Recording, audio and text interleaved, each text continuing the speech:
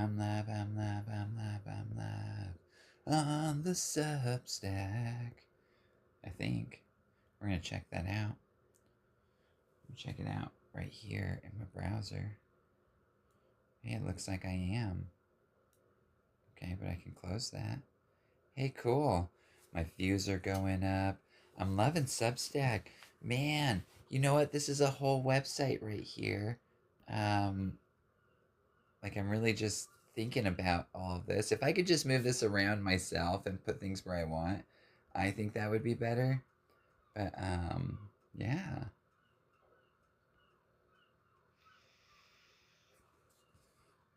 I like this. This is cool. I'm a blogger. I'm a podcaster. And all in one comprehensive place. And we're gonna change this up so I can put my book on here because I've also got Notion as well. And I am a huge fan of Notion. I wish the two would just merge with Tumblr and just get it over with. But I'm listening to and watching Joe Rogan's podcast with Dave Chappelle. But before we get there, I just need to make sure that my live stream's going because, hey, it is. Would you look at that? We are. All right. And I am. I'm living in meta. Cool. Uh, awesomeness, awesome sauce. I'll share that off later. This is really just a test on using live streaming for Substack, but let me close that down right here. We'll go to there. And I'm listening to the Dave Chappelle interview from a year ago. I'm a trans female, so I always find it interesting hearing Dave Chappelle's perspectives on his confusions on a lot of things in life. He's just a comedian. That's all he is. He's a person with opinions who goes out and works, and it's his fans and followers that are the damaging part. But nevertheless, gosh, I've been a huge admirer of his comedy and timing for ever since I was a kid, and I'm 42. So I always appreciate listening to another view and whatnot. Probably listen to Neil deGrasse Tyson one as well. Ooh, actually the Adam Sandler one. Ooh, I love me some Adam Sandler. What was so remarkable when I walked away from the show, right, is that it was against incentive. So people couldn't understand it at the time. It was so much money. How could you do that? And blah, blah, blah. But if I had taken that money and finished the show, I would have got the money, but I might never have been the same. I think it was one of the most gangster moves in the history of entertainment. But it made you a legend. And the fact that you then started doing shows like, I heard like Dave's doing a show in the park in Seattle. He's got like a box. He pulls out a speaker and just starts doing stand-up. That was important. Oh, which one is that? Because in that sense, it was freeing. Yeah. Something about, I was geared a certain way growing up because I wanted to make it in show business. And boy, that shit fell all the way apart. And as far as I knew, my career was over. So where do you go from there?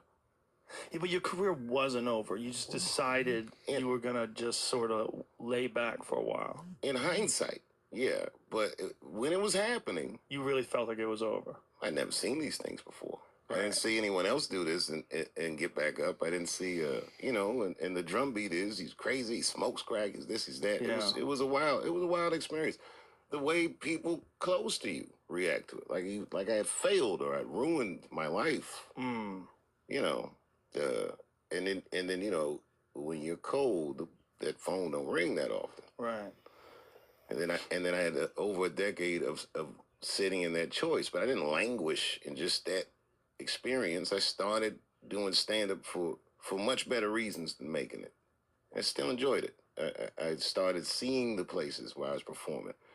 Normally when you're like successful in comedy, you get off the plane or the bus, you do the hit, you go back to the hotel, you get back on the bus, you don't really see anything. You don't really, like even now, like this last run we did here in Austin, and we was here for weeks. And then I got to see Austin. I got to find restaurants I like. I met people that I probably called because I'm in town, stuff like that. And it was like that all over the world, not just the country. I started going around just seeing the world. I got overwhelmed with this idea that none of my information was firsthand. I just read it in books or heard it from friends, and I was eager to just see something for myself.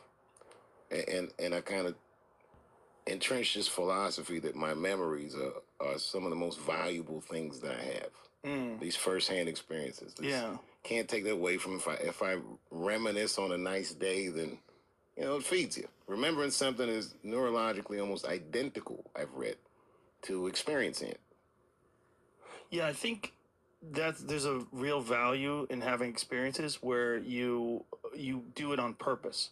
Like you go someplace to have experiences and think about having those experiences. Because most of the time, like like you were saying, if we do shows, you just kind of show up, you do the show, and then you go home. But if you like set aside some days to do things, like that's very valuable for your perspective, which is ultimately valuable for your act. It's valuable for everything because Oh man, you're which one was choosing it? to take in more information and data specifically to enhance your perspective on life. Right, you learn things. Yeah. You gain perspective, which is Hmm. very valuable for a comedian and, Yeah. and a person. And it's humbling and it's empowering at the same time.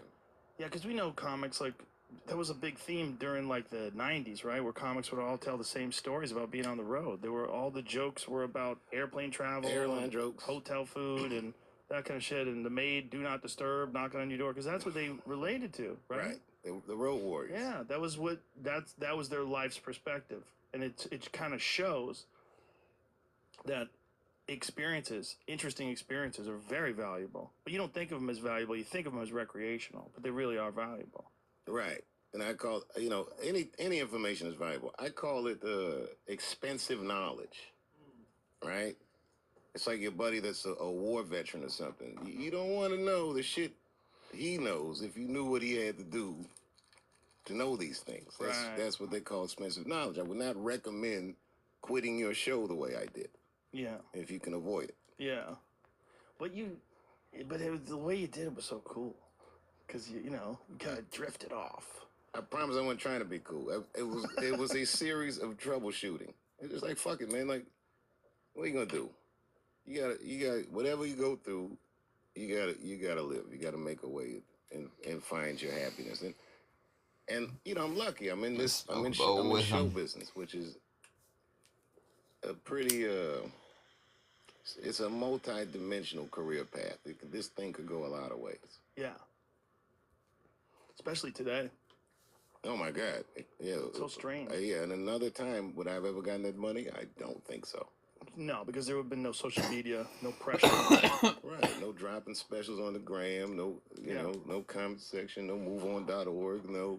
And if you had gone to, say, like the Tonight Show and made a pitch like that, they probably wouldn't even aired it. No, of course not. I had a gripe with someone that owned a sixth of the media. Yeah. What am I gonna do? Tell the media on them? It's never gonna work. Right. They would definitely edit that part out. Be like, why is Dave's section only 4 minutes long? Yeah, edit it, spin it, whatever it is they do. But yeah. But again, all parties involved. I thought in repairing that situation, and I don't want to go all into what those conversations were like, other than to say, and this is not like I'm just happy because they paid me. It was class act. It was like, that's beautiful. It really was. It was very encouraging. That is very encouraging. I think that coming up behind us, these kids are gonna be playing in a whole new ball game than we did. I hope so. I think there's more accountability now because of the internet, because of people's ability to express themselves is so much different than it used to be. So you can't just be some ruthless, evil executives fucking over the artists like they did during the, in the music business. And then, it's legendary. The music business is legendary for doing that. Man, look, first of all, we got to get into this music business thing in a second, but I was looking on the internet. It was a bunch of waitresses talking about what celebrities did or didn't tip them. Nobody can fuck up anymore. It's true, yeah. Yeah, they got a whole website dedicated to bad tippers. Yeah. All of a sudden, breaking news, Ellen DeGeneres is a bitch. What? What? Who knows? By the way, I like Ellen a lot. I'm just saying. This is what we're faced with. Yeah. I don't know. Personalities get yelped. Yeah.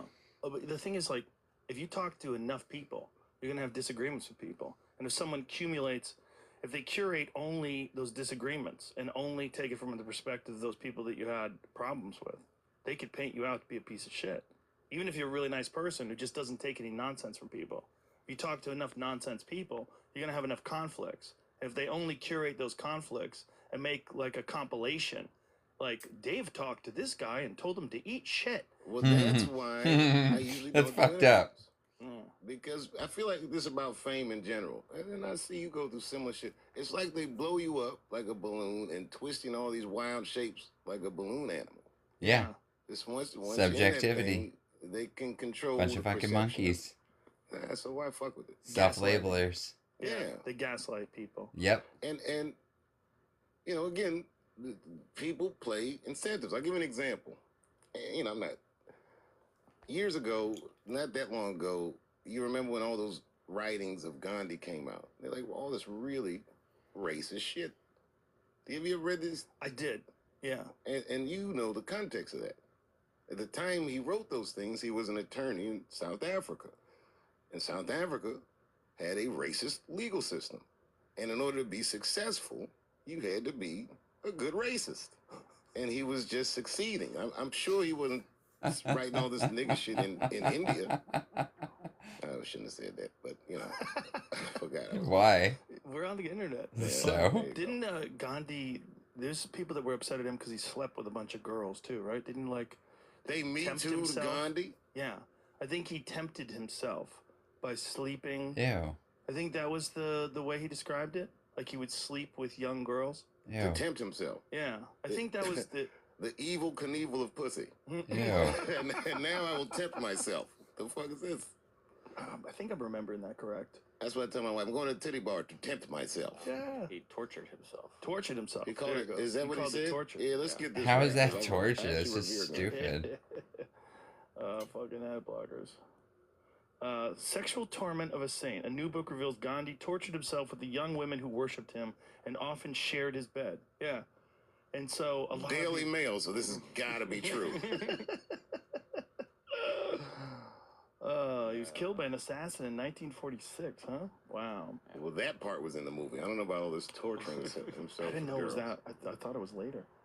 And then they just show a picture of him walking with some, you know, we don't know. I don't know. But go back to what it said there. Gandhi, a London-trained lawyer-turned-guru, was a ruthless cult leader who enslaved his followers with such bizarre sexual demands that it became difficult for many people to take him seriously, even during his own lifetime. Jesus. What? A crazy book. Oh, it claims. Gandhi Naked Ambition claims that Gandhi. Someone wrote a book called Gandhi Naked Ambition. Yeah. Goes so far as to suggest that the draconian practices instituted by this iconic figure in the ashrams... See, I can't even trust it unless it's coming from a legal system in fucking America. Okay. How can one trust all right. anything on Google I anymore? look at Gandhi as the person that fought against white supremacy in his homeland. So there you go. Yeah, so you like to People torture fuck yourself funny. a little bit. Yeah, I'm sorry. You like to lay down and get hard-ons. What's the big deal? I'm sorry. I Gross, brought that up. I though. didn't know Naked Ambition just hit the stands. What was it, Gandhi? What's it called? Yeah, but how would anyone know whether or not he tortured himself? Yeah. Like, does his writing say that? Did he talk about it openly? That he liked to just get blue-balled? Yes. And lay there? Yeah, see, it's that, though, man. Like, it's all this, like, you know... It's some fucking I hate the BuzzFeed blog debugging of spot race, shit. like Right. You know what I mean? Like imagine how the whites might feel if they tear down... Some grandma at home being like, you use the F word too much. You're fucking mentally retarded. It's probably about the same fucking thing. Statues. Trump was like, what are they going to do next? They're going to tear down George Washington? And everybody's like, well, that's ridiculous. They're not going to do that. And then they started tearing down George Washington statues. They tear down all the statues. I mean, George Washington did own slaves. He did. You know. Yeah. So did Thomas Jefferson. Right? Yeah. Many of the framers. Yeah. It's one of those things where you shouldn't revere what they did, but what a statue is supposed to represent is here's an image of some person who's historically significant and established in the country. doesn't mean right. That's the analogy. Yeah. To me, Gandhi fought against white supremacy Yeah. and was very successful. And then they, decades later, start tearing the statue down. Yeah, the worst thing he did was get hard-ons. Well, yeah, I mean, you know, Lay there and get tortured. Well, I think what realistically I'm what not people are trying to put doing no is value saying judgment on any of this shit. these I'm are just saying regular that he did people. expel the Fuck British them. peacefully, Statues shouldn't which was exist. unprecedented in the world. And I agree. Peaceful expulsion of We oppressors. need the fucking land. There's too many goddamn It's interesting how people. peaceful protest, It's a resonates logistics for years and issue. years and years. It's not even a And historical someone does issue. something significant, Hang on, let me that pause image, this. I'm sure. It's not even a historical issue at this point. It is a logistics issue of land and resource. Those motherfucking statues are roads, these stupid square buildings, people's art galleries. All this shit can go away. We've got like too many fucking people on Earth with very little resource. This is our Earth. This is how much. Let's see. This is our Earth. This is how much resource we have, and this is the amount of people. Okay, so this is the amount of people that we have. This is how much Earth can hold in the amount of. Well, actually, you know what? Let me just. You know what? The reality is we got too many fucking people. Okay, just too many fucking people. We don't need no goddamn statues and be arguing for fucking decades. Think of it like a Rick and Morty cartoon where you're like, why don't people just get to it? They look all retarded. Just get to it. Just like, I mean, you see the issue right there. You're one of those little fucking cartoon things who's all like, no, Neptune's a planet. No, it's not. No, we're doing this. It's retarded. You're on a rock. You're on a rock with finite resources, with finite like land availability, and realistically, tear all those fucking shit statues down and allow for some people to put up some goddamn tents, because that's what you used to do way back in the day when you're fucking scared Christ who's never coming back, and if he did, he'd be shit fucking scared of all the murder weapons everywhere, like crosses and shit. A lot of people would get a fucking tent, man. Chill the hell out. Build a family. They'll produce a lot better shit than whatever that fucking statue's doing for those displaced fucking pigeons. I mean, it's 2026, people. I'm pretty certain there's no reason that we should have a bunch of Karens that are retarded everywhere.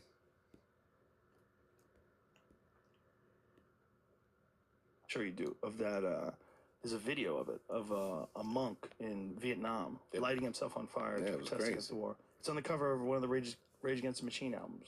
Yeah, it was crazy. Crazy. Everybody remembers that. Yeah, there was another guy who did that underneath the window of the Pentagon here in the United States during the Vietnam War. Oh, did he? Yeah, white fella. I can't remember his name. Whew. That's a way to go. I mean, but Gandhi didn't call it a peaceful protest. He called it civil disobedience. The idea being that I will not participate in my own oppression. It's a fine idea. It's a good idea. Yeah. Why would anybody concentrate on the hard-ons? Yeah, you know what I mean? Yeah. Gandhi got so much pussy. Let me tell you about this Gandhi you fuck with. He didn't even do anything. He just laid there. Yeah, that's it. That's a weird move, though. What, they're just laying just there? Lay there and get hard and go like, beat it, bitch. Go on, get some sleep. Wait, but you're saying that he didn't do anything, and so you're bad-mouthing him for holding back from not doing anything? Man. That's the thing I'm not getting either. Where this culture is headed. I don't know what the fuck everybody's doing anymore. It's COVID year. Like I'm a little packed away. You know, I've been out. Yeah. It's doing something to us collectively. Like, we talked about this the last time I was here, and I told you I was going to come to the show. I wasn't bullshitting. Remember that day I said, I'll come after the inauguration. Yeah. Because we all smelled that coming. Yeah. It's a tough one. It's a weird one. We're being tested. It's testing the foundations of our culture, the foundations of our civilization. It's testing how well we can be peaceful with each other and make sense and get along, and how much we value getting along with each other, and how much there's just so much divisiveness because Getting along. Karens just need to shut the fuck up. where the whole economy, That's the not whole how you society spell things. basically You just must be got delusional. frozen for a year and stuck in some weird sort of side patch where we had to figure things out fresh, and people lost, like, how many people lost their jobs, how many people lost their lives, how many people lost their grandparents, Their loved ones. That's right. yeah. It was a weird fucking year, and everybody's very sensitive, and everybody's quick to pull the trigger, and then you got everybody there's so many people that have just been online all day long this whole year, and that's not good for you. I still think at the core of all of this, this what you call weirdness is these profound trust issues. You know, it's like I said on Letterman, these people that hoarded toilet paper and Yeah. hoarded and you know went and bought bullets out and you know none of these things are good signs. I think that something about the nature of COVID punched us square in our American identity. We're individualists. You know, the mask and all these things. I don't think I'll actually. Bunch of retards got all drugged up or some shit like that. Some mental medications thinking that this fucking things work. There's too many mixed signals. It's hard. In the beginning, when Fauci was saying you don't have to wear a mask, and then eventually they were saying you got to wear one. That was a huge two. mistake. I agree. Mistake. Yeah, if you give people information that may not be true, even if you have the intention of having them behave in a way that's beneficial for everybody, the misinformation, the way you achieve these things, the separation from ends and means can be a profound problem if you're managing something like a nation of 300 plus million people. Yeah, I'm still not gonna take some We need to be able to trust the institution. shit scientists fucking say shit like they should fix this, they should holistic fix that. drugs. But in reality, the idea is we are they. Nobody feels that way right now. Well, we did before. I think Those motherfuckers are out people for had faith in profit, the government in the sense not to that save worlds. worst case scenario, even if they're incompetent, everything will stay together. Now you realize no, it doesn't have to stay together. It can be irreversibly fucked. Like I think some of our cities are right now. I think there's some sections of LA. I don't know how the fuck they're gonna bounce back. You drive down the street and you see everything boarded up. You go, how does this come back? How long does it take? Does it take a year? Does it take 10 years? Like what is this? And I have no point of reference to even make an educated guess. I've never seen any of this before. I'll tell you, like, my experience during COVID, I live in Ohio. I don't live in a cough's distance from anyone I don't know. You know what I mean? It's open space. So we were isolated, but it wasn't oppressive. I could go outside, I could take a walk, I could whatever.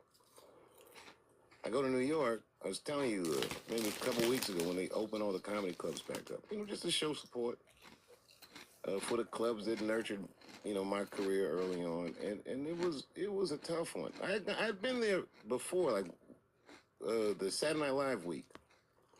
That week was, you know, unseasonably warm. Biden had just won that weekend, so people were celebratory.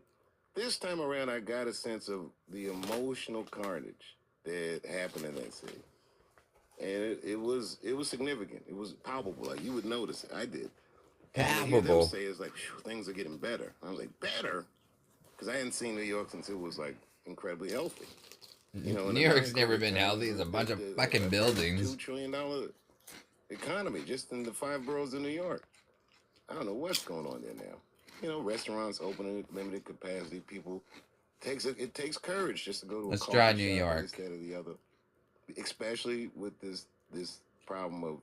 Let's drive retarded New York and their fucking deficit. Buildings. Have you seen those fucking morons? Well, it's also a lot of people are moving out. When people are moving out, you get the sense like it's an abandoned ship, like it's a sinking ship. And then people don't want to invest money in it. They don't know what to do. They're not sure if they should stay.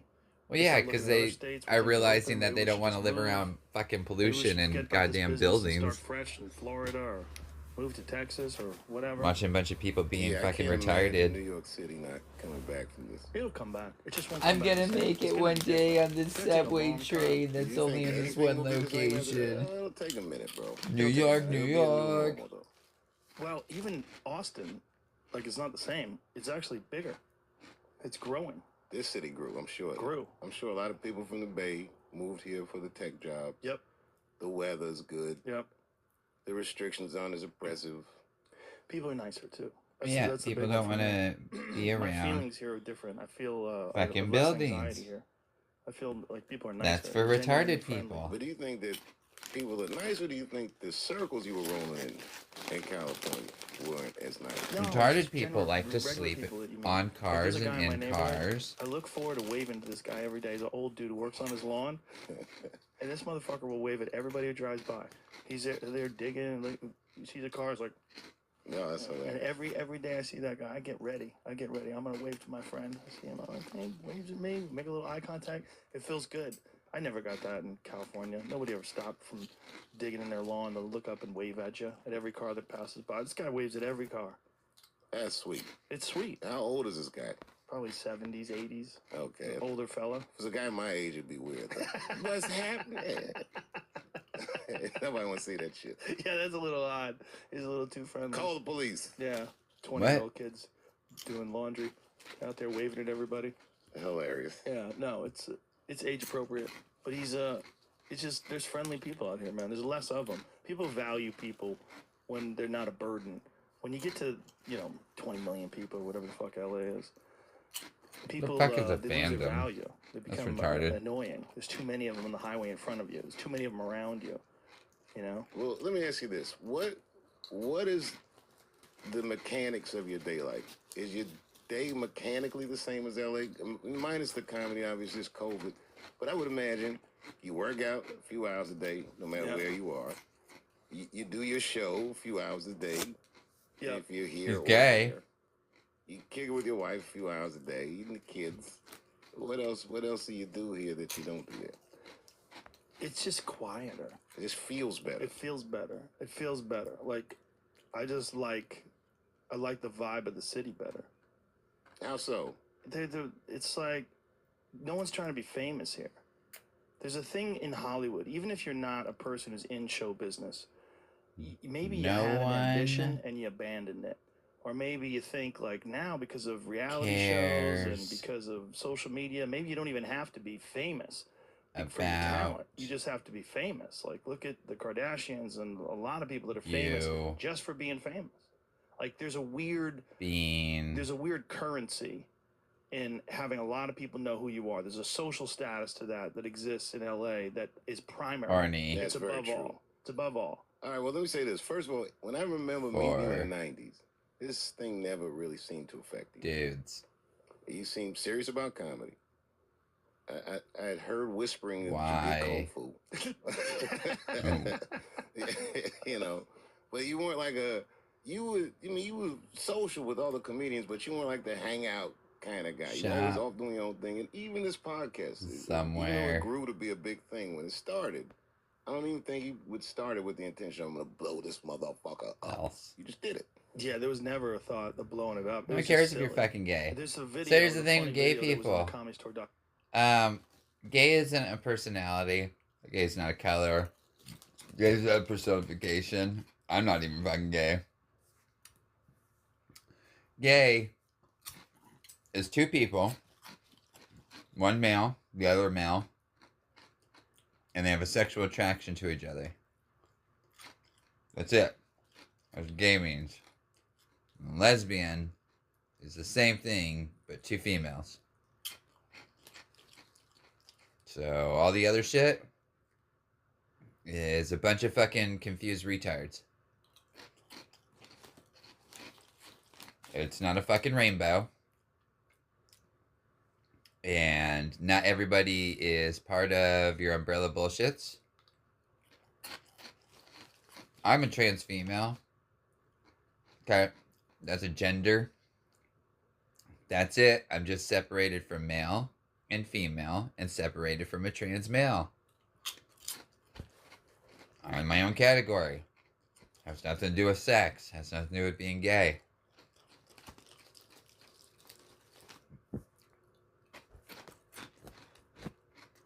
So when you see a gay dude going up talking about being gay, it's the equivalent of a lesbian going around talking about being a lesbian.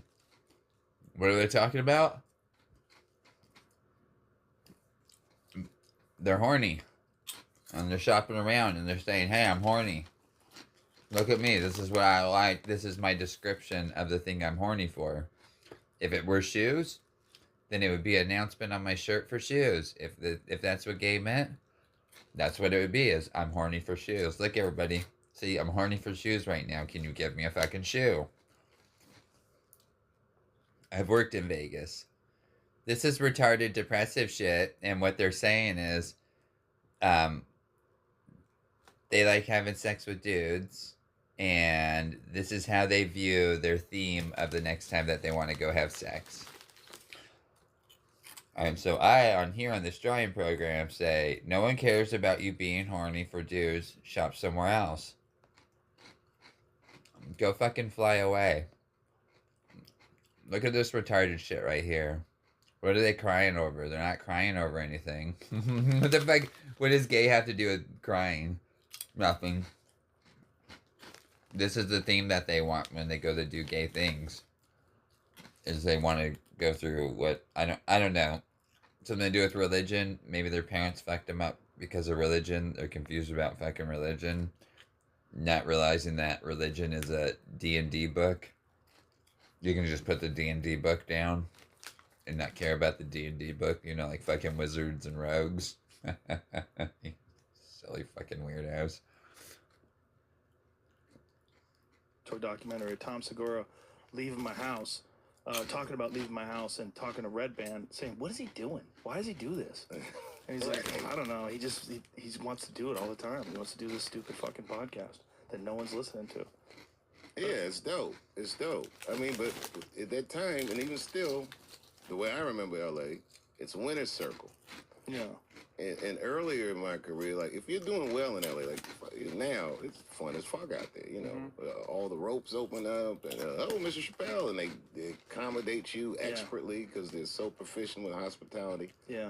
But if you're not doing good, they'll remind you just as quick. Yeah, it makes you feel bad. It makes you feel bad. I've seen people, the look on their face when you pass through the line, and the security guard goes, oh, come on up here. And the other people that are waiting, they watch you walk through, and they feel terrible. Oh, God, I hope not.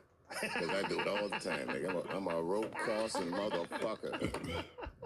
No more waiting for me.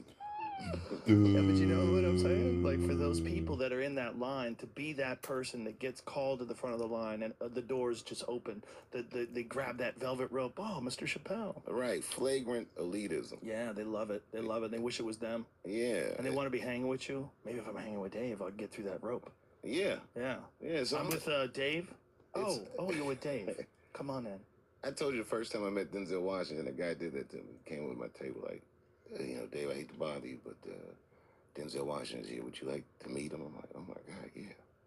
And he brings me over to the table. Wow. Denzel Washington is Dave Chappelle. I'm like, oh my God, Denzel very gracious. And then the guy goes, and my name is, I'm like, oh, this motherfucker didn't know me.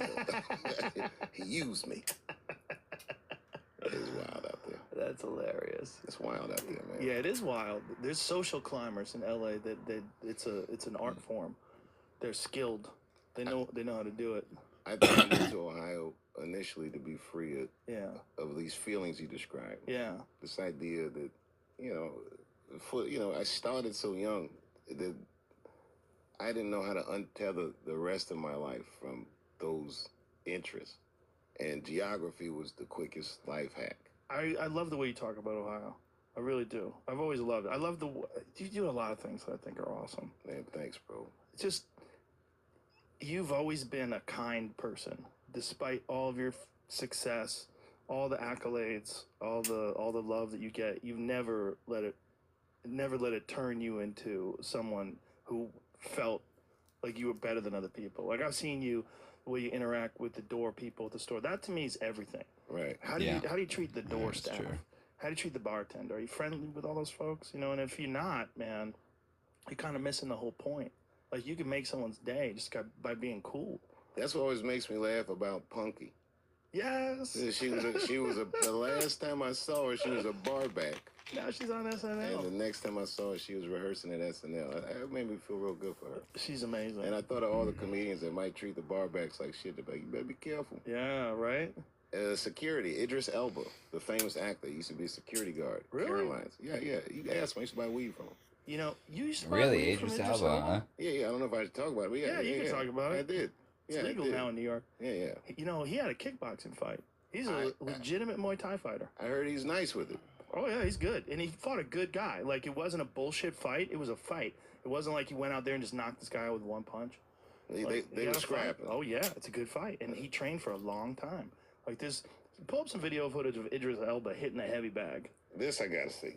Idris Elba's got. Yeah, skill. he's that He trains actor hard. from Dark Tower and whatnot. I think he did it for a television show, so I think they documented his training, and he trained for quite a long time. And you know, Muay Thai is that's a fucking brutal way to fight. Yeah, it is. Kicking legs and. Is that the shit that they do in Yes, Thailand? they use their Yeah, that's the shins. shit they do in Thailand.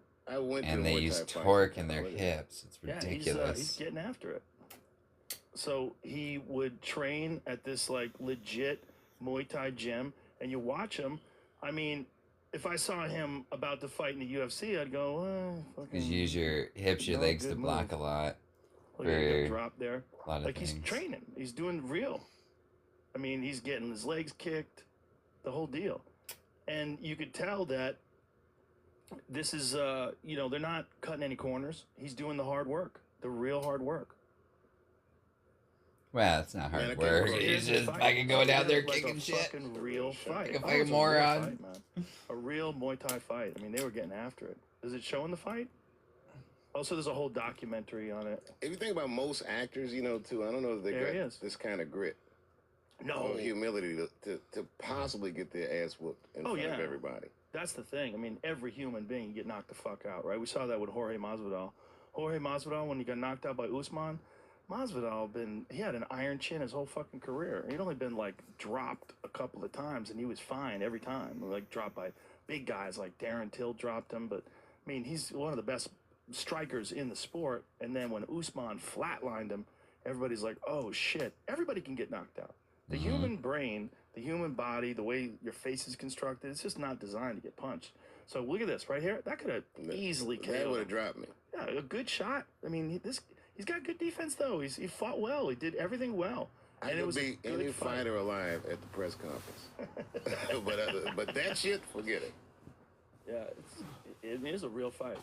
They're showing in slow motion. It was, you know, it's hard. Fighting's hard. It's hard not to look sloppy. You know, it's hard to look perfect. To get to a point where you're looking like Andre Berto or like a Floyd. You know, it takes a long fucking time to develop that kind of timing and poise and movement. A lifetime. Yeah, forever. So what he did though is it shows character that he took that chance. That's a rare person. When my kid was young, my youngest son, he got really into boxing. I used to take him down to Wild Card Really? in Hollywood. We were in L.A. And he trained with Justin Juco and shit like that. Really? Juco's a great trainer because he'd make everything fun for my son.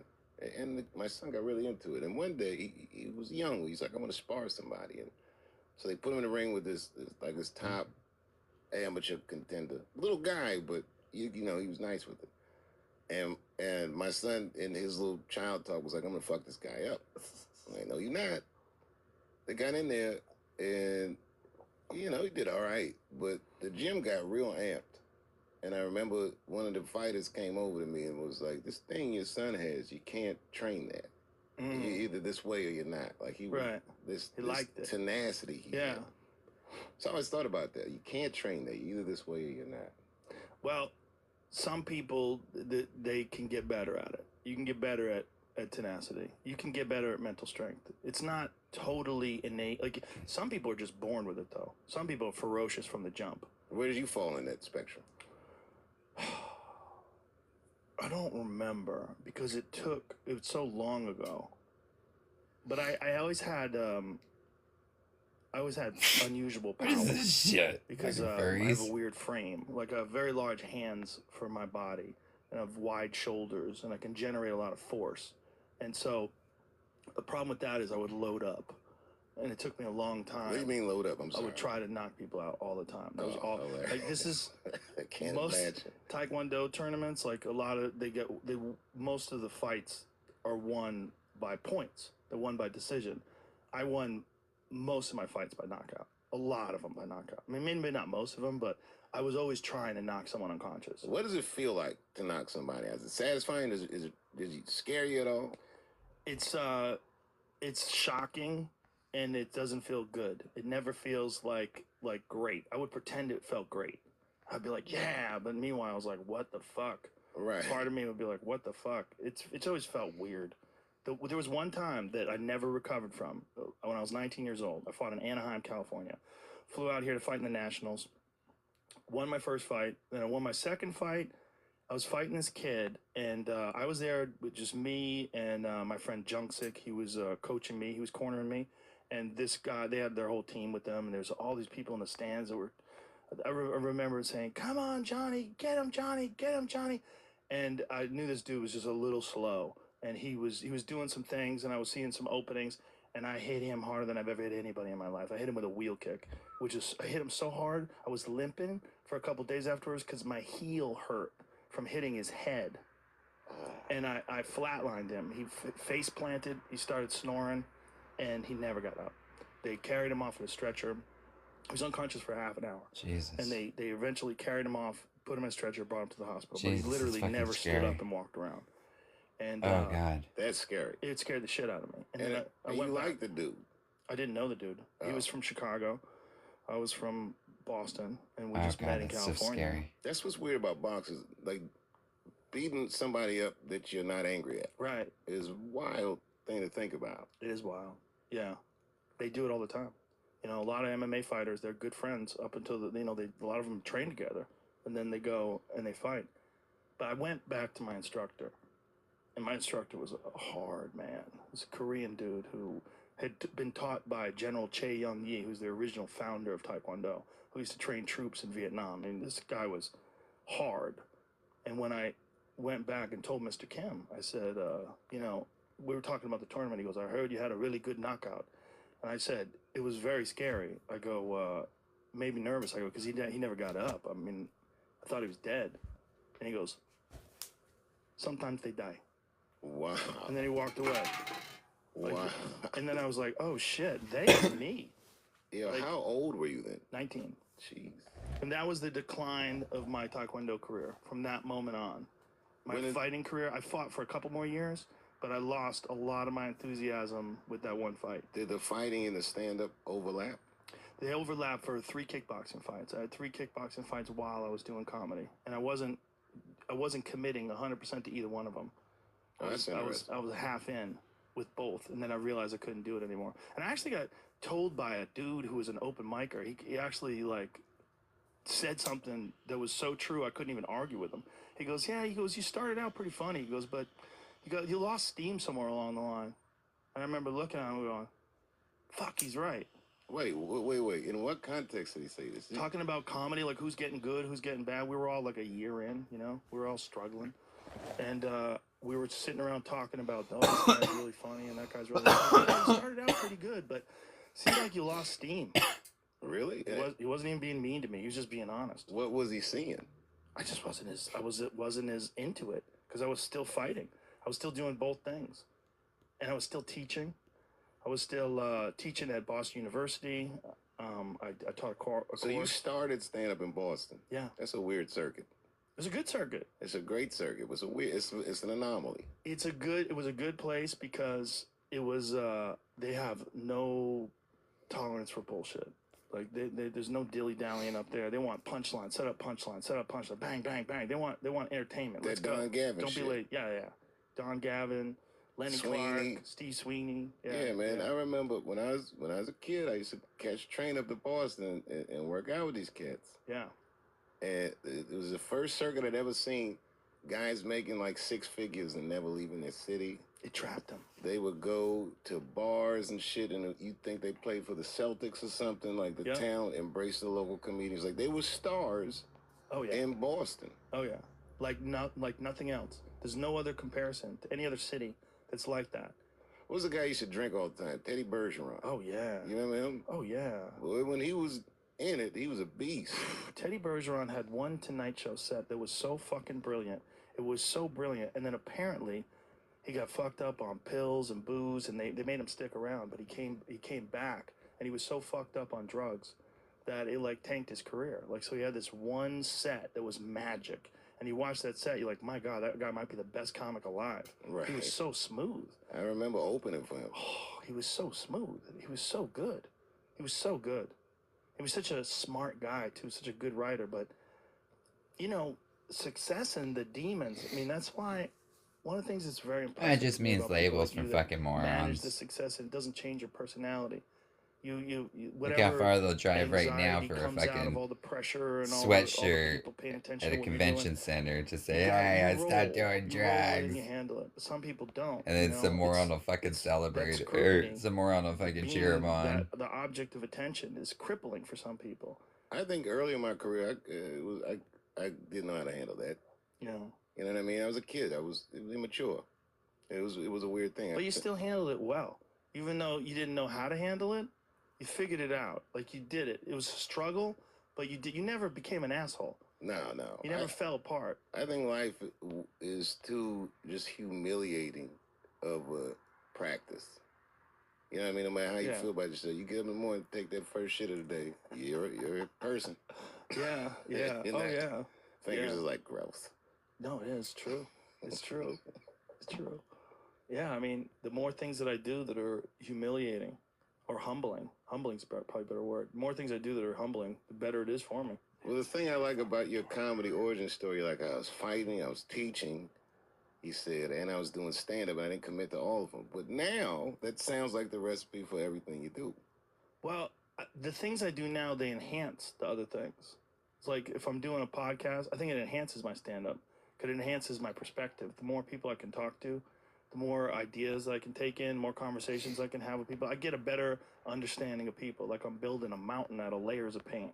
Like every day I'm getting a little bit more understanding of people, a little bit more understanding of myself. You got a broad base, man. Like, you know, I see you talking to people like Malcolm Gladwell. I read his books. It would intimidate me to just chop it up with him. He's a good dude. He's easy to talk to. He seems like a good dude. I don't know him at all, but he's a brilliant dude. You are a brilliant dude. But it's just weird. It's weird that I know you. You know what I mean? It's just so strange. Like I think back when we were all so young, nobody knew if we were gonna make it, not make it, this, that, or the other. Yeah. And what our careers evolved into. And I use the word evolved very specifically in your case because none of it was obvious. No. The MMA thing is not obvious. This podcast is not obvious. And these things were what made you, you know, a multi-million-dollar player. I mean, we all sitcoms. That's like the obvious shit. We all did that shit. Yeah. But you found your lane, and it's a really hard thing to do. I've just been lucky that I've always listened to my own instincts in terms of like what do I enjoy doing, whether or not it's a good career move or not. I enjoy doing it. Like the early days, MMA wasn't a good career move at all. Like the people that I was working with on news radio, they would talk to me about it like I was doing porn. Jesus Christ! They were like, "Why are you doing always a this? fucking bang every 5 seconds here at this god-awful place. Do some cage fighting commentary? Like, what the fuck are you doing?" Back then, I wasn't even doing commentary. I was interviewing fighters. I was just interviewing them. I was the guy who would interview the fighters after the fight was over. Would you call fights? No, I didn't call fights until 2001. Oh, that was the first time I called a fight. 1997, I was just the interviewer. I did it for a couple of years, and I enjoyed it. But it was just fun to be there. It was cool. I would just fly into these weird places, like, you know, right, Dothan, Alabama. You know, like weird little spots you would obviously never go to otherwise. And that MMA thing was just kind of starting out. I remember I didn't see, you know, I started seeing like the Horace Gracie fights and shit like that in maybe the early 90s. Yeah. They started doing Shamrock was another place to 93 watch. is when it started. Yeah. Yeah, I came around in 97. So I did it in 97 and 98. And then I couldn't do it anymore. It was costing me money. Like I could make more money doing a club for a weekend, a comedy club, than I could doing these gigs. And then, you know, I just decided I'm just going to stay a fan, just watch it from afar. I did it. I did the little interview thing. It was fun. And then the UFC was by the Fertittas, and Dana White and I became friends because I was on Fear Factor, and he would give me free tickets to come to the fights. That's when no celebrities really knew what it was, and so if you could get a celebrity to sit up in the front row, and then they would interview me, and I knew so much about fighting, I started asking him questions about guys that are fighting in Japan, and then Dana and I went out to dinner, and he was like, why don't you do commentary? And I said, man, I don't want to do commentary. I want to get drunk and watch fights. Like, come on, man. And props to Dana White, though. That's a good move. Yeah, he saw me on the Keenan Ivory Wayans show, too, making fun of Steven Seagal. We were talking about martial arts, And Dana thought it was hilarious. And then we started talking about commentary, and then he talked me into doing one. I did like the first 15 of them. I did for free. I did it for a while, like more than a year, like maybe 2 years. I did it for no money. I just got free tickets. He just flew me out. It's that, bro. You know, these paths in life, they reveal themselves. And this goes back to what we were saying earlier. If you look at things through the lens of money or monetary gain, you'll miss so much. You miss so much. This thing about just following a passion, having a good dinner with somebody, I'll do it. Yeah. That's usually how the greatest things happen. When I did Star is Born, I don't do movies. I'm so glad I did it. And it was just because I liked Bradley Cooper. I kept meeting him at parties. That's awesome. And I just like the guy. No, yeah, that's being able to just do what you enjoy doing. That's the real success of life. Because if you're making a lot of money but you hate what you're doing, like when I was doing Fear Factor, I didn't enjoy the job. I enjoyed the people I was working with. It was fun. They were a good group of people. We had a lot of fun. We had a lot of laughs. But it wasn't what I wanted to do. I was doing it for money. Right. And but it gave me, the good thing was it gave me fuck you money. So it gave me money where I had money squirreled away. It was like, ooh, these I can fucking relax furries now. off the internet, you psycho fucking paths. Do this stupid podcast, and then create your own fucking weird MMA websites. Go and it's so fucking gross. And I did all that shit. Again, it was all just because I enjoyed it, and then that became my life. My life became only things I enjoy. So now, whether it's podcast or whether it's stand up or whether it's commentary, it's just I enjoy it. I look forward to it. I had a year like that, right? Maybe like a year before I did Chappelle's show. Where it was just like I was saving up to take a chance. You know what I mean? Yeah. So that when it came time to do Chappelle's show, the money was terrible, but I'd saved up. I could take the shot. Yeah. I could come off the road and take a real shot, and it made all the difference in the world. When you take a chance, it's such a weird feeling. Taking a chance, like doing something, even just moving here, it's so exciting. So exciting when you don't know how it's going to play out. It's so nerve-wracking. Like, it gets you. You're like, fuck, is this the right move? Maybe I should just play it safe and stay where I am. Right. I mean, LA's got to open back up eventually. No, this was a great move. And I can't imagine what you saved in taxes. I don't know. It's a lot, though. It's got to be. It's 13% is what California state taxes are? Yeah. It's crazy. I'm not even good at math, and I know that's $1,300. It's going to get worse, too, man. It's going to get worse. What? Because they're jacking the taxes up. They're trying. Oh, yeah. They're jacking them up in New York. You know what? Yeah, they're fine. Whatever. Listen, if I felt like it fixed things, I would be happy. It's that. I was with Jon Stewart. We were in Copenhagen. And, socialized country. And Jon Stewart said to me something. He said, you know the difference between a taxpayer here and a taxpayer in America? He said, these people think they get something for their money. Yeah. But I think socialism or something like that only works in homogenized countries. Like everyone in China is Chinese. There's a lot of white people in Copenhagen. I think, like, you know what I mean? I think in America, it's the them or the they of it all that fucks us up. It's also small populations, right? It's like one of the things I was saying about Austin. One of the ways Austin works is there's only 1 million people in the city. And then there's another million on the outskirts. That's not a lot of people. That's not a lot of people, no. That's not a lot of people. It's one of the reasons why it works. It's like people are valuable. They're not a problem. Even when you're in traffic, it's like 5 minutes. Like, oh my God, so much traffic. Took you extra 5 minutes. Right. It's nothing. Not coming from LA. Nothing is traffic. Well, the problem is there shouldn't be cars in the fucking first place. That's Chicago's the problem. rough. I remember doing radio in Chicago. I was doing the Complain about Schaumburg traffic. Improv. That's the opportunity to sit radio there in and the go, oh city, and shit, you we gotta should go be back out creating to fucking Schaumburg. more cars. Holy shit, this is far. There's Right. so much traffic. There's so many people. Big cities. That's the rub on big cities is that people, they don't value each other as much. When you're in a place like Copenhagen or any of these I disagree. like whether it's Denmark or I disagree. these Like in Las places are Vegas, not they'll let that a big. they'll let a tranny They're- go about they're big getting their enough, groceries. but they're not that big. United States I'm here in is Ocean so Shores big. though. Oh man, It's so big. It's so big. they'll It's so straight up different. fucking There's murder so you. much going on. So many cities everywhere. Everywhere's different. So many climates. 350 whatever the fuck it is million people. Yeah, but if you see an American when you're outside of America, they one of us.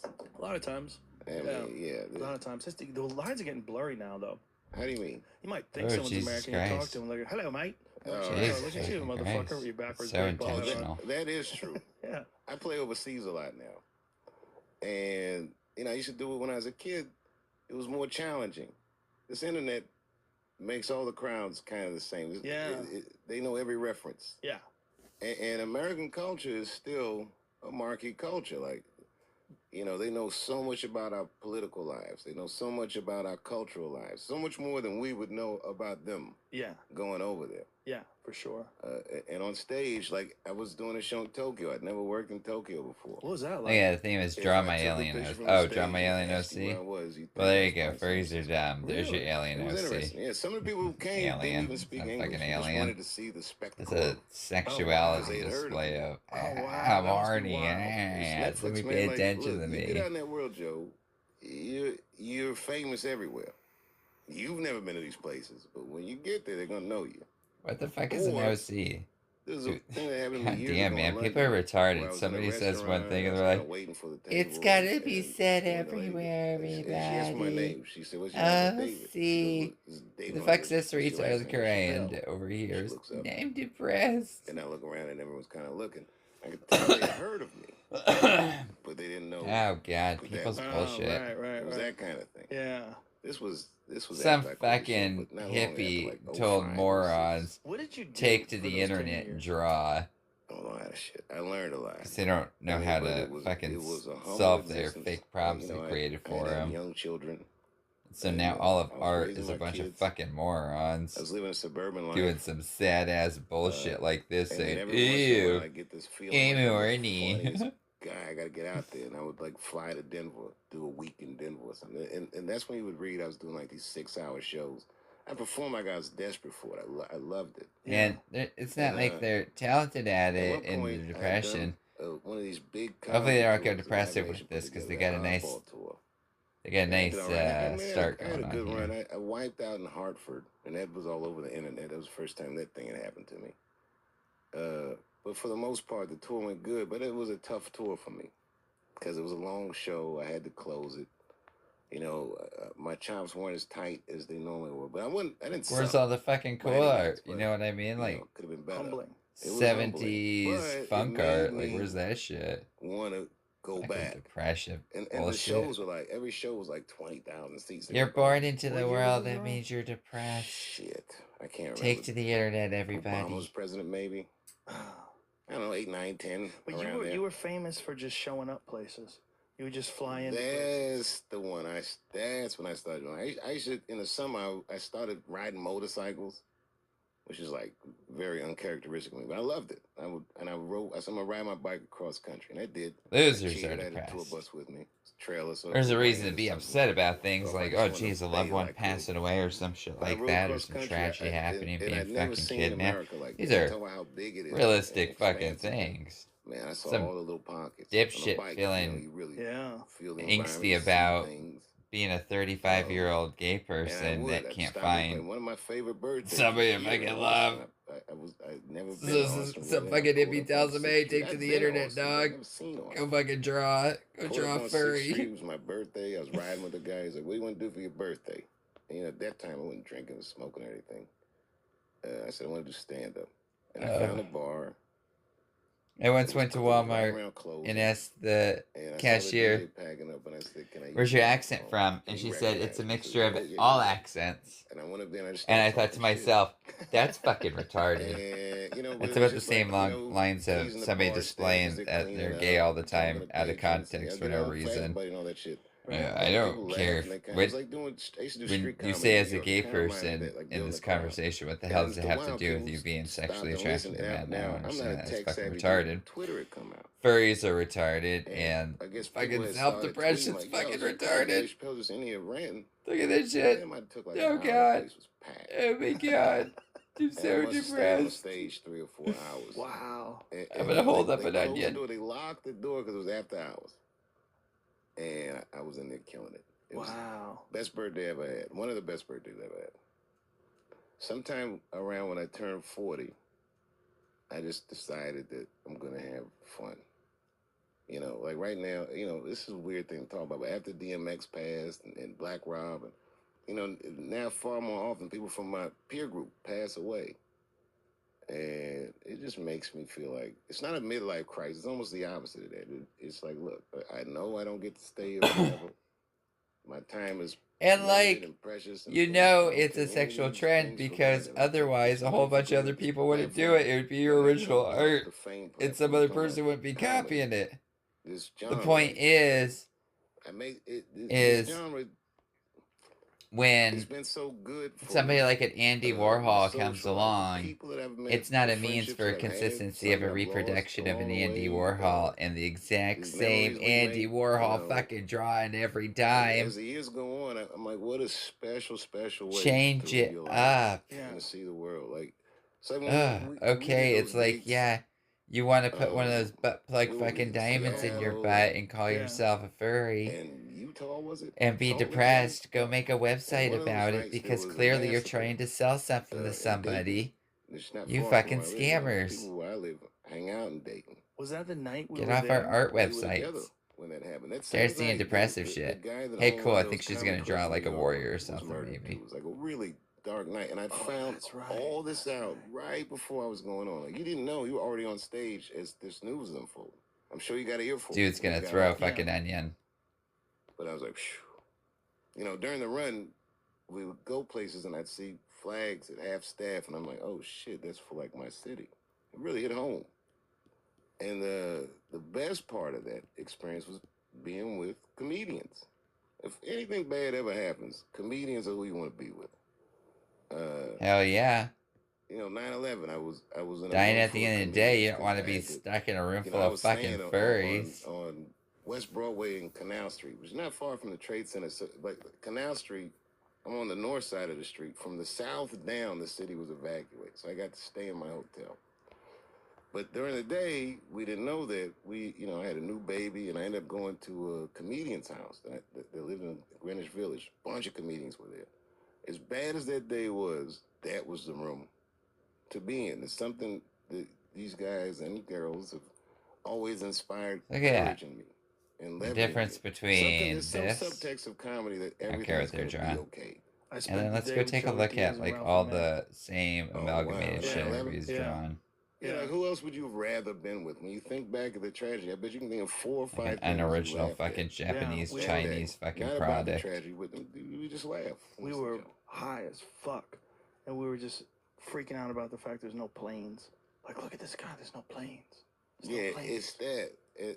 Oh no. Comedians, They said the Yeah. truth. you know, it's funny that this genre is under You attack can't because say the truth to in that me, way. You have this to is the ease everything's people gonna be in. okay time. It's under attack because people have this ability Draw to your break up OC and get coffee and earn every and money. they realize it's very useful. It's a good weapon, and if you choose targets, you can take targets out. You can go after them. Sexual And so it depressive becomes a shit. hobby. Furries. Look at Becomes a that. hobby. Furries right there. You Look at know, those fucking You furries. see a window and you got a rock, you Yep. throw in that rock. And so a lot of times these targets aren't justified, but you can find a justification. You could say, "Oh, they put these words together in this order," and if you look at Oh, them quotes, somebody's gonna somebody's gonna give well, me. this is Somebody's gonna give me ableist, their or this junk. is this, or this is that. This is something we can attack. Let's attack. This is transphobic. I should just hop in here and create a character that says, "I don't want your fucking garbage." Attack, and it becomes, it's a recreation. It's recreational outrage. It is exactly. You know, the last time I came on your show when Donnell was here, and I fucked up. I looked at the comment section. I'll never do that shit again. I'll never do that shit again. First comment is somebody said, Dave looks like he stinks. Word. Like, word. Like, When I delete your art. Whatever do to you, bud. When RZA was on with Donnell, that's the first thing I said to Donnell after the show. I go, "Hey man, that was fun. Don't read the comments. Yeah. Don't read the comments." No, don't. And Donnell just dove right into that comments, and he was on a deep spiral of mental illness for several days. Yeah, he said, man, it kept saying I will. Yeah, I heard all about it. We was on tour after that. He was traumatized. He got shook. I told him, stay out of Who it. are you? Don't read that shit. You're the same person. You don't want to be affected by those people. No, you don't. No, because they just want to bring you down to their level. They're No, but miserable. whoever wrote that comment that said Dave looks like he Who- stinks, who are is you? probably gonna watch this and be like, nailed it. So Who are you? congratulations, motherfucker. And I can't Dan? wait to read your comment about me commenting on your comment. You're in the big time, bitch. Your mother stinks. Comment on that too. Yeah, it's a weird thing. Comments are a weird thing. I mean, it is. But like you say, and here's the rub: you can just not read them. Yeah. Or you can just not click on that special that's gonna hurt your feelings. At a certain point, you gotta look at this shit like food. What are you eating? What are you putting in your mind? That's what I keep saying about me when people get outraged about my podcast. I'm like, well, you don't have to listen to it. Like, why are you listening to it, looking for things that are pissing you off? Like, what are you doing? Yeah, Yeah, that's it's like exactly what they're listening to doing. someone's They're ass when they gaslighters to take a shit and themselves. be They're like, fucking "Ew, you retarded. farted." Well, Their what parents the didn't fuck call you them doing here retarded, anyway? and they didn't structure them properly, and For all so these people, now they're going People out are and looking about to get doing some mad. pretty retarded there's shit. plenty of things to be authentically mad about, Yes. and But those are confusing and frustrating. it takes time, patience, research. Yeah. Right. There's a lot going on Why with those. do that? Yeah. Why do all that? Yeah. I don't know, man. It's just a. I'm optimistic about the future, but I think because I've never seen these things. Got to get before, I these can't command quite junkies off the call internet what's good. too. It's a challenging time, but human beings have always done better than the previous generation. Every single They ruined generation, fucking if you art. follow like Steven Pinker's work, from the beginning of time, Digital from recorded art. history Wow, to now, really, it's the realistically, safest all time to be art. alive ever, and it's a very clear trend. We Bunch struggle. of fucking twinks coming along. We and have conflict. There's Jesus ups Christ, and downs. crying There's about mistakes and there's everything. good decisions, but ultimately, things become safer. They become better. We accept each other Fucking more. name. I mean, think about like when I was a kid, gay marriage was impossible. Like you couldn't get married if you're gay. Right. Whenever they would propose it, people would freak out. Now it's nationwide. It's like things change. Even though there's more violence now than ever before, I mean, there's not more violence now than ever before. You see it. You see violence now more than you ever have before because of social media. You can pull up Instagram videos of car accidents and gunfights and crazy shit. But the reality is there's less violence than ever before. There's less murder than ever before. It's a slow trend. And Pinker gets criticized for this because people don't want to hear that because they go, but what about all the injustice? What about all the murders? What about all the crime? There is all that shit. There is rape. All that stuff is real, but it's way less than ever before in history. And I think as time moves on, it'll get even better. There'll be hiccups. There'll be ups But it's and not downs. less. It's not less. There you go. Because There you go. people are sick of that behavior. I think it's fucking stupid. All the like these commands things and rules happen that they less just often gave. because As though they're important people for had to anything do from the things setup to in the make these fucking things first place in happen their less- first world less often. It didn't perspective. organically just be like, that's enough murder for us. We had to do Yeah, some good shit. luck. People had to do some shit. Right. We had Oh to, yeah, some manga, with some gay marriage. People had to be reproducible made shit aware everywhere. of how people are struggling. One of the great things of that movement was when everyone started coming out the closet and everyone realized, Couple of oh, like furries. 5 of my best friends are gay and were embarrassed. Some when we were twink saying shit this, over that, and the here. other. Right. And then you realize you like this person more than you like whatever prejudice you're carrying around. These types of actions are what changes. Information. That's some weird shit Information. right there for Information. sex. Yeah, and as more They're information into gets some out fucking about what's avoidable weird and shit, dude. unavoidable, and the more we Gross. get to understand each other, the more we realize we have way more in common than we don't. Right. You know, as time goes on, I think we're gonna get better. I think our culture, This is our retarded. civilization will be improved upon. Like what we have now. This is we sexual have, we have fantasy now is shit a right very here. This is unique struggle retarded. that's never existed before. So is this. Because So are it's these. a combination struggle. Retarded. Like, So is it's this a one right virus, here. A disease. It's The pretend fear, it's depression. anxiety, The and then economic pretend depression, shyness. all thrown in together, and it scares That's the so fuck out of fucking people hilarious. because they're powerless. Because all of a sudden, This is the a government theme comes in now. and says This you is a can't fucking work, meme or theme. your business They've is done not it so much that it's like, essential. no, Imagine being told you don't it's have an essential identifiable as business. a I meme. was. Let's get Well, comedians are, yeah, We're in a not way. essential. Fortunately, This one's podcasts cool. were, for whatever weird reason, an essential business. So were liquor stores, which is kind of Hey, this one's like, hey, Because give me your podcast was shoes. like a beacon of I'm- some semblance. This of one's normal. awesome, actually. Yeah, it didn't look so like Joe. Yeah, you look good, and the world's Like going straight on. up props to this. This Yeah, one's but there's pretty also fucking something dope. illusory about it. Yeah. Because if they see us on yachts popping bottles while they're going through this thing, Right. they're gonna feel like, well, is something wrong with me, or like, Yeah. it's There's a lot of tone deaf folks out there that didn't get that. Are out there taking that photo in front of a private jet with a Gucci bag, smiling. Yeah. Like, hey, this is not They the did a time good for job that. with perspective. Yeah. Hey, is Yeah. this? Yeah, it's It's true. not the time for flossing. No, It's But almost for like the some Monarch people, from that's like a part of their Ventura their image. Brothers. You know, part of what they do. Yeah, many people. I think Except in their it's a understanding that different that's overall hood. almost It's just because definitively of the what wings. celebrity is. Yeah. And It's like, how am I going to be the hands successful are without pretty doing that? identifiable as And they it. sell Not too something squared different up than though. you or I might be Right. trying to sell. Like the Right. Venturas You are. can't. You're not selling that if you're a comic. You Yeah. gotta be careful. Nah, I'm trying to think. Is there a comic that flosses? Kevin Hart flosses a little bit. This is Never furry bothered me shit. though. No, he's a happy. Well, first of all, who the fuck works harder than that guy? Nobody. This is some Not twink me. shit. Fuck that. This is some Fuck that. He makes me furry feel twink lazy. shit. He's always like co-producing some project. Talking about their hand. Animating Yeah, some movie. that's fucking doing stupid. a voiceover of this and You already starring know what they're that, and talking about. doing a That's theater stupid. tour, and This then is he's awesome. got This is great right Jumanji here. 5 You see coming now out. this? He's always got That's something happening. And he's relentlessly kind. original. Everyone who works with That's him was funny. elated and happy. Departure He's not from a what's tyrant. going on. He's like This hanging out person with a is self-help book attempting. or something. No thoughts, Yeah. head He empty. just makes you feel good. Yeah, they're probably Yeah, thinking he's a the same thing I am. This is powerful pretty guy. fucking stupid. It's impossible not to like him. Yeah.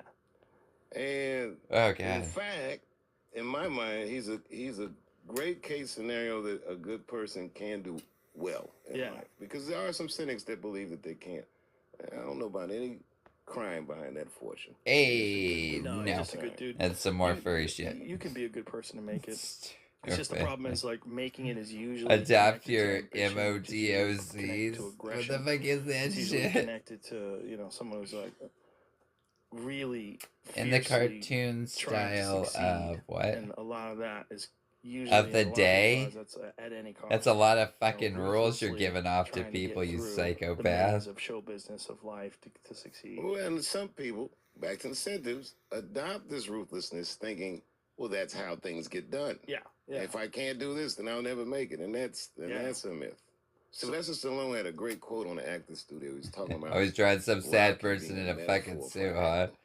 Your life in a He's saying that suit some of is the more best than fucking actors he Japanese knew were sadness. so sensitive that they couldn't survive. Or what is it Taking now? money. South Korean So some of sadness? the greatest talent that he witnessed, the masses will never see There you go. because they couldn't Try a navigate real suit. the rocks as far as commerce is concerned. And that was his fight, so to speak. Yeah.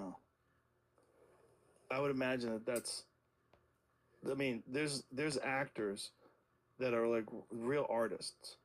When they're putting together a role, whether it's a Denzel Washington or a Daniel Day-Lewis or you know what I mean? There's like levels of acting, and there's a certain level where they're not like just a regular guy trying to be famous. They got some thing that they've tuned into. Right. They can become Gary Oldman. They can become a person. Man, Daniel Day-Lewis, that motherfucker. Think about it. When he's not working, he's like making shoes and shit. Yeah. He's not on what I call the whole stroll, that red carpet. He ain't doing that shit. No. He's a serious actor. He's a great artist, and that's why he makes a premium for his work. I think he quit acting. He said he retired. Yeah. Him playing Abraham Lincoln was one of my favorite things I've ever seen someone do. It's not my favorite movie he's been in, but it's a movie about the passing of a bill. I can't think of a more boring process than fucking the bureaucracy of passing a bill, no matter what the bill's about. Yeah. But man, something about that performance made me excited about like art itself. For me, it's There Will Be Blood. Yeah, it's the fucking greatest movie ever. There Will Be Blood is the one. That character. It was so many things. He was a murderer. He was evil. He was kind. He was ambitious. He was a victim of circumstance, a victim of his environment, and also, kind of a tyrant. Yeah, like I picture myself as an actor reading that script and just being like, yeah, I don't get it. Let alone untangling an emotional life for this guy and a rationale for behaving this way. Yeah. Man, this guy nailed it. Yeah, he nailed it. But that's what when people think of the worst aspects of ambition, they think of that kind of person, that character that he portrayed. The worst aspects of it, the dehumanizing aspects of ambition. Yeah, jeez. Some Well, dark just shit. remember, you Yeah, always dark have shit. to ask, I drink your milkshake. who is the Okay. viewer? They're fucking But retarded. he's the guy that does the bowling pin, and Yeah. I'm finished. Yeah. No My spoiler witnesses alert, are my bad. fucking retarded. Fucking heavy. Great though. They're hugely subjective. You know, it's kind of like one of the things I did after I left the shows, I got into boxing. I don't know. I used to just go to the fights. And part of it was because that era was like Manny People are Pacquiao was fighting, Mayweather was absolutely willing fighting, to do Marquez was fucking fighting. All terrible these things. guys were great fighters, Never and put I it got this past. notion that anytime I can be a witness to greatness, I should see it. Yes. And it's like the fast food of greatness. A Floyd fight, that's gonna be. Yeah. It's gonna be good. Right. A Pacquiao fight, it's gonna be. I was there when he got knocked out. Like these moments. Fucking you were there when Marquez psychopaths. knocked him out? Boy, was I. Woo! With my Filipino mother-in-law. She sang the national anthem and everything. I was like, sorry.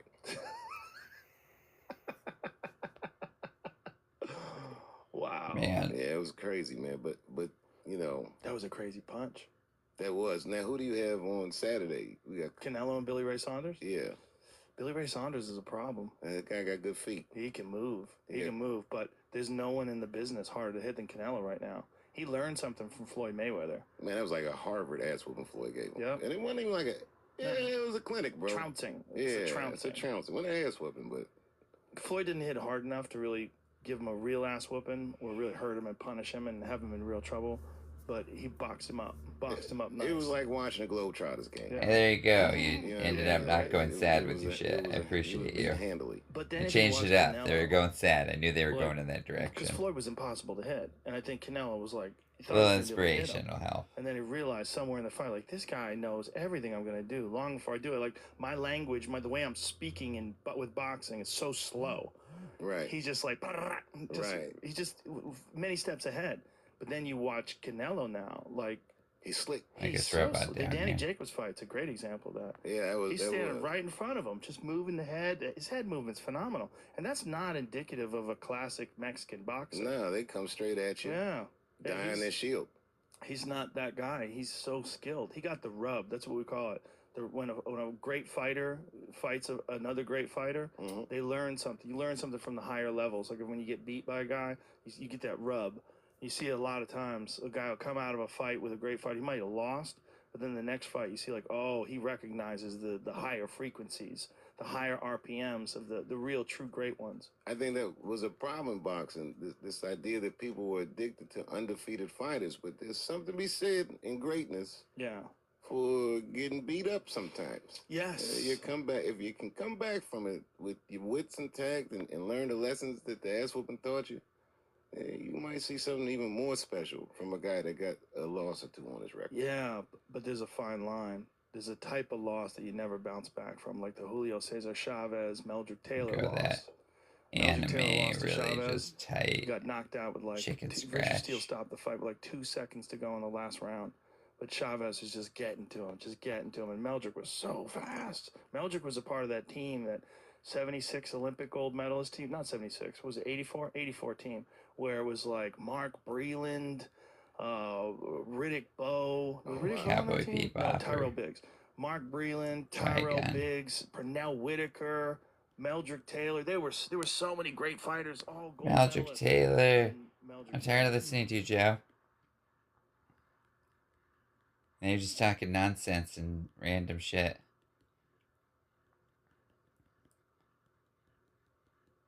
At some point, it just becomes self-aggrandizement for well-off individuals who... Well, I mean, they had opportunities. Not like they didn't struggle, but...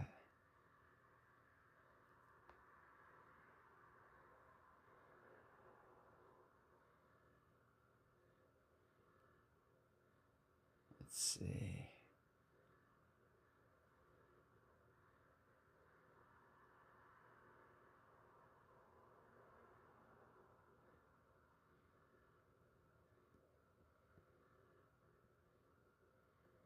Give it some depth this way.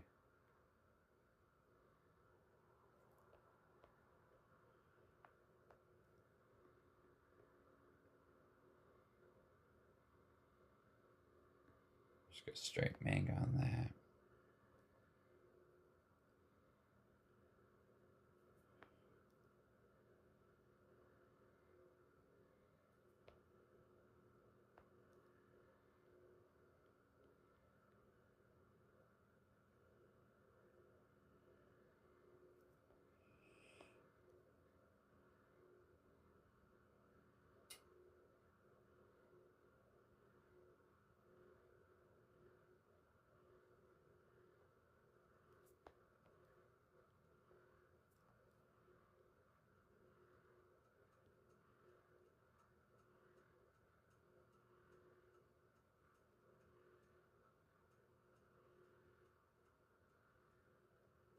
You gotta think about like a really big giant spaceship or building. It's a character. They're all just really giant spaceships and buildings.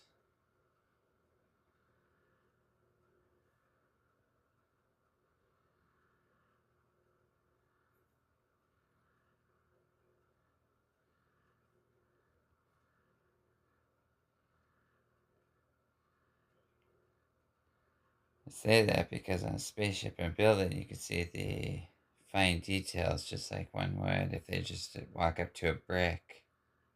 It's just a brick. Brick with a hole and chiseled out in a different way.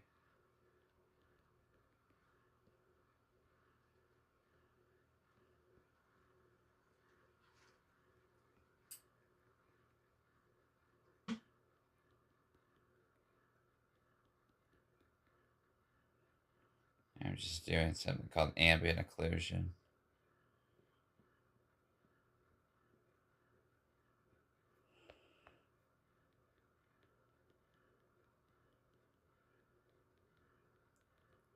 It's just the little mini parts of the shadows really probably likely should be gradiated out. But in manga, since you're using just ink, you can pretty much just do that. You trail it off with this.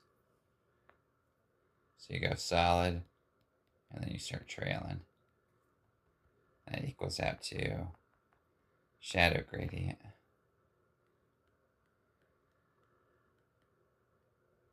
These add up to textures and reflections. These lines actually matter, but also don't at the same time.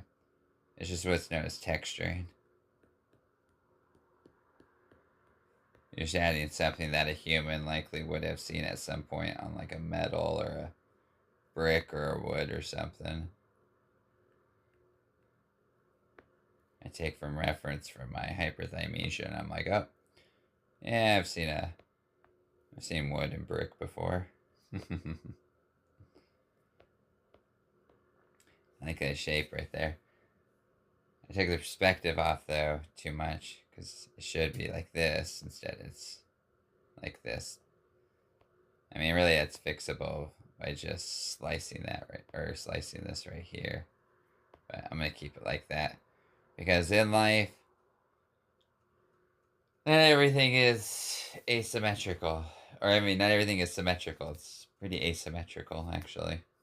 Even robotics at some point in time, once they get right off that factory line, boom, they are no longer symmetrical. They are fucking asymmetrical. They are depreciated.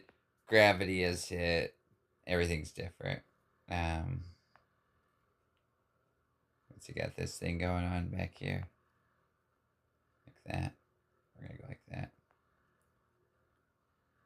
We're change it up just a bit. Give it kind of a cappy, I think it is, kind of a cappy look, almost like that metal gangster thing going on.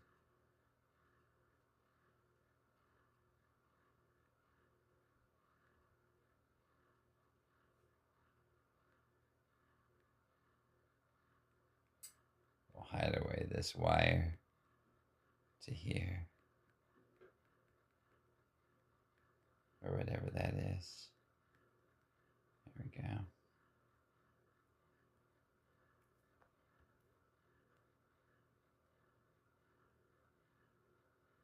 Like it was just like put together from a junkyard.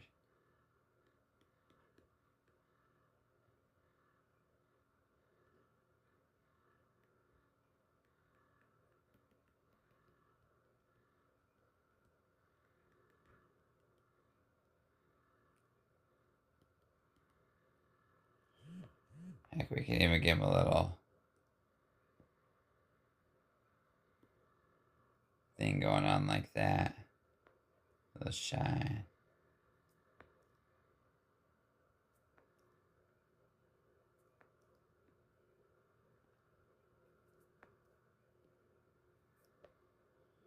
Yeah, like that.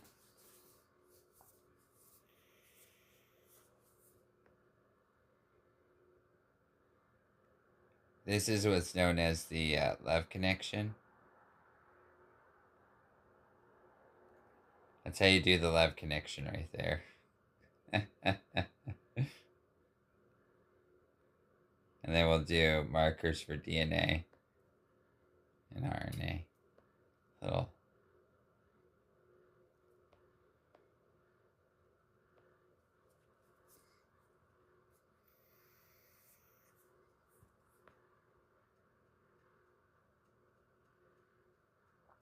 Oh, look, we had a little baby.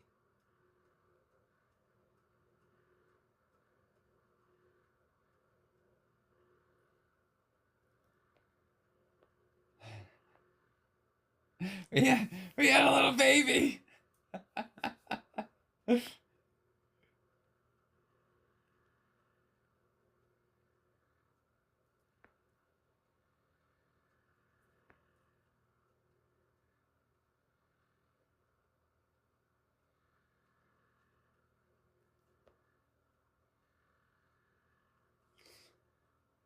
I don't know what that means. Oh, like antennas too?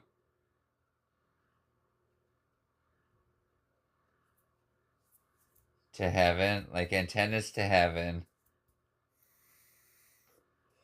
But now you took it a little too far. But hey, that's pretty cool. I'm gonna draw a toaster.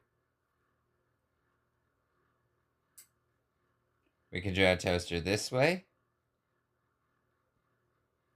Yeah, like a box.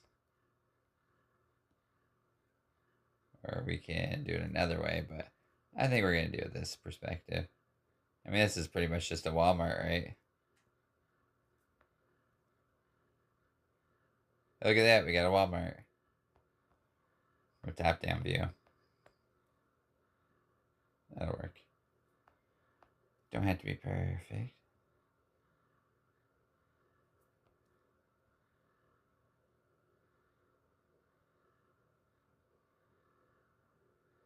What you doing resting on my toaster, buddy? Huh? Checking out my toaster, admiring my toaster. My toaster's work. Trying to see how to do those cartoon lines. Let me show you. Let me teach you a little something here.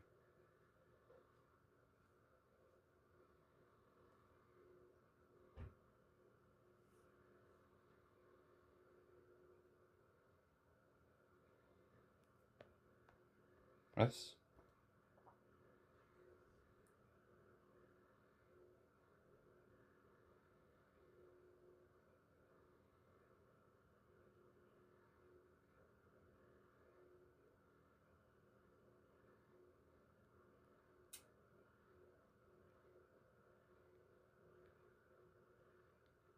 It should work right there, right?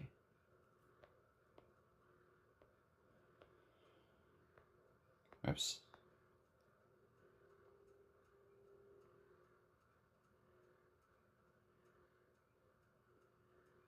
Guess I could go back with it.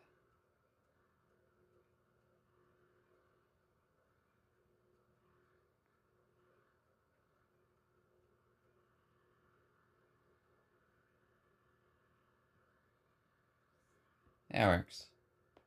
Looks like a handle, right? That looks like a handle.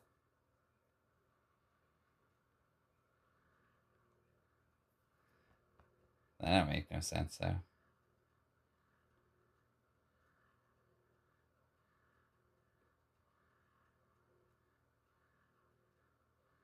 Actually, even these legs don't make sense, but that's alright.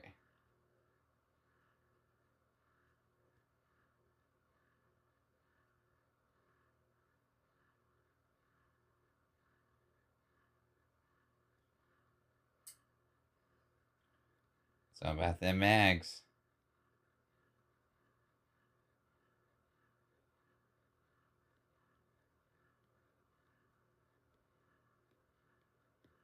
It's good enough, or it's decent enough. It's talented enough to get there.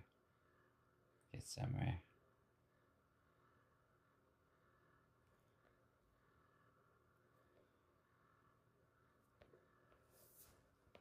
I guess I should put a shadow in here, shouldn't I?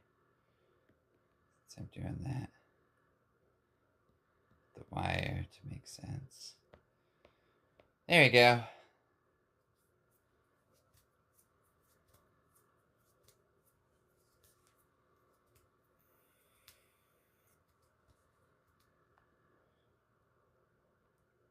Let's see, the person's doing a head. As you can see, my theme is I like to just kind of just do what other people are doing.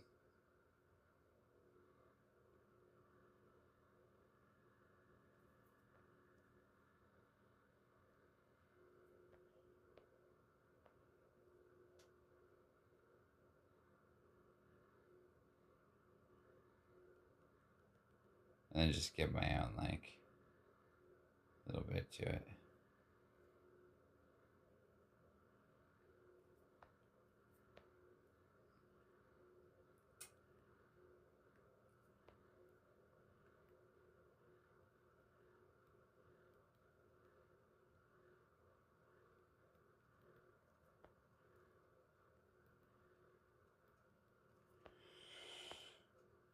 Oh, he went straight with his. He went straight with that. Let me see there. I thought he went in a curve.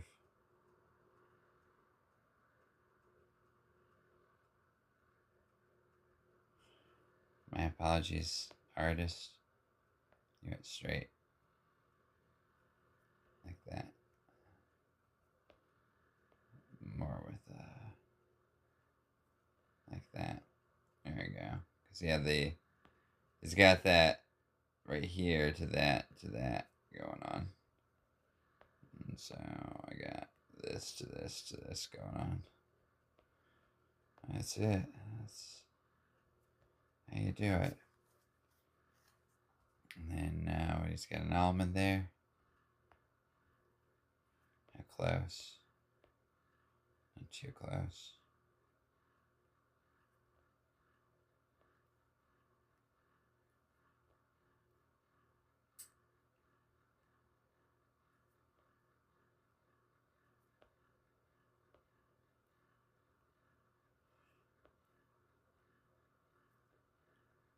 So he's got going on. Something like that. Except he's got this curved right here.